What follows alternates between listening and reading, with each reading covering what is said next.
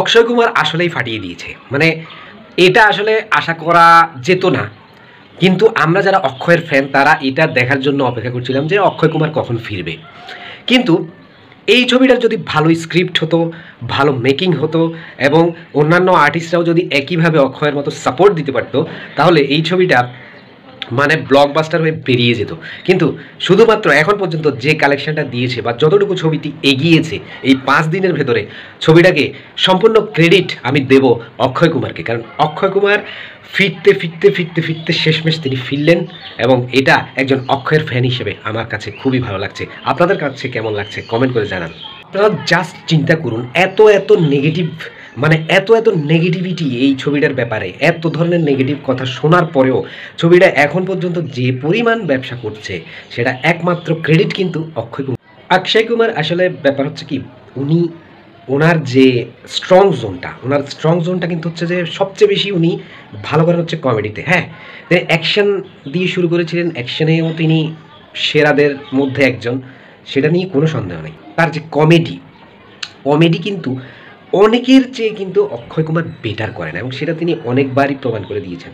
তাকে সে জায়গায় হারানো মানে ডিফিকাল্ট। আর এই যে হাউসফুল 5 ছবিটা, এটা হিট করাটা মানে একবারে মোদ্দা কথায় যদি বলি, এক কথায় যদি বলি, ছবির ডিরেক্টর না প্রযোজক, ছবির স্ক্রিপ্ট রাইটার বলেন, ছবির ক্যামেরাম্যান বলেন, ছবির যদি অন্যান্য কলাকুশলী লাইন প্রডিউসার বলি, সং রাইটার বলি, বা যারা সিঙ্গার তাদেরকে বলি, এবং অন্যান্য দিকে যদি তাকাই, যেমন লোকেশন, বাজেট, সব কিছু বাদ দিয়ে শুধুমাত্র একজনের উপরই, একজনের ঘাড়েই সমস্ত কৃতিত্ব গিয়ে পড়ে, সেটা হচ্ছে অক্ষয় কুমার। অলরেডি কিন্তু এটা হয়ে গেছে যে সবচেয়ে বেশি 100 কোটি ছবির মানে ব্যবসা করা অভিনেতাদের তালিকার মধ্যে অক্ষয় কুমার এবং সালমান খান, ওনারা দুইজন একসাথে এখন বর্তমানে অবস্থান করছেন। মানে এই যে হাউসফুল 5-এর যে 5 দিনের যে কালেকশন, সেই কালেকশনটাকে যদি আমরা মানে ওটাকে যদি আমরা বিচার করি, তাহলে বর্তমানে কিন্তু অক্ষয় কুমার সালমান খানের সাথে একইভাবে যুগ্মভাবে 100 কোটি কালেকশন দেওয়া বা 100 কোটি বিজনেস করা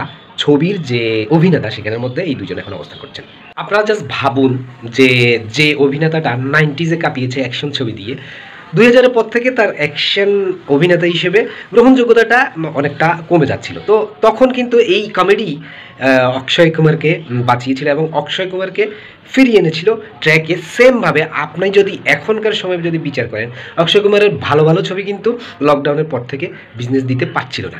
সেখানে দাঁড়িয়ে একটা বাজে স্ক্রিপ্টের ছবি শুধুমাত্র অক্ষয় কুমারের কমেডি এবং তার এন্টারটেইনিং অভিনয়ের মাধ্যমে বেরিয়ে যাচ্ছে, তাহলে অক্ষয় ট্র্যাকে ফিরে আসছে, এটা নিঃসন্দেহে বলা যায়।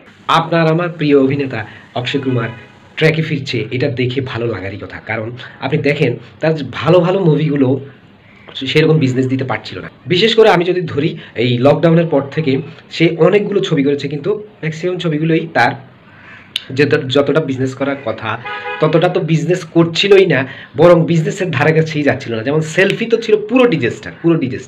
সেই জায়গা থেকে দাঁড়িয়ে সে কিন্তু ছবি করে যাচ্ছিল, ছবি করতে করতে আজকে তাকে বাঁচিয়ে দিল এই হাউসফুল 5। এবং এরপরে তার যে সিনেমার যে লাইন আপগুলো আছে সেগুলোর দিকে যদি আমরা তাকাই, তাহলে আমরা নিঃসন্দেহে বলতে পারি অক্ষয় কুমার কিন্তু আস্তে আস্তে ট্র্যাকে চলে আসছে। এই হাউসফুল 5 দিয়েই তার ট্র্যাকে ফেরা শুরু।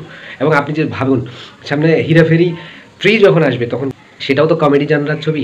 সেই জনরা দিয়ে সেই ছবিগুলোর মাধ্যমে অক্ষয় কুমার যেভাবে কামব্যাক করবে, সেটা নিশ্চয়ই বলিউড এবং আমরা যারা ছবিপ্রেমী তাদের জন্য কতটা ভালো হতে চলেছে, কতটা সুখকর হতে চলেছে, সেটা বলার আর কোনো অবকাশ নেই।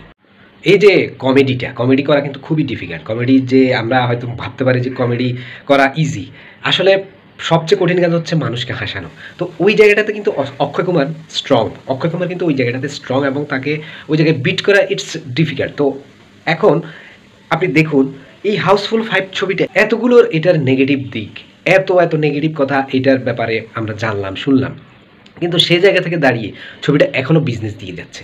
মানে এখন পর্যন্ত ছবিটা চলছে। এটার একমাত্র কৃতিত্ব হচ্ছে অক্ষয় কুমার তার কমেডি দিয়ে ছবিটাকে একাই রান করে নিয়ে যাচ্ছে। আপনি জাস্ট চিন্তা করেন, আপনি টিকিট কেটে ঢুকেছেন সিনেমা হলে জাস্ট এন্টারটেইন হওয়ার জন্য। এখন গল্প কি মেকিং, সেগুলোর দিকে আপনার নজর যাচ্ছে না, আপনার নজর যাবে না, সবসময় যাবে না। কারণ হচ্ছে আপনি এন্টারটেইন পাচ্ছেন। এবং এই ছবিটাতে আমি যেটা মানে খেয়াল করলাম যে এন্টারটেইনটা দেওয়ার ক্ষেত্রে মানে অক্ষয় কুমারের সিনগুলো আসার জন্য দর্শক ওয়েট করছে, অক্ষয় কুমারের সিনগুলো আসছে, দর্শক এন্টারটেইন হচ্ছে।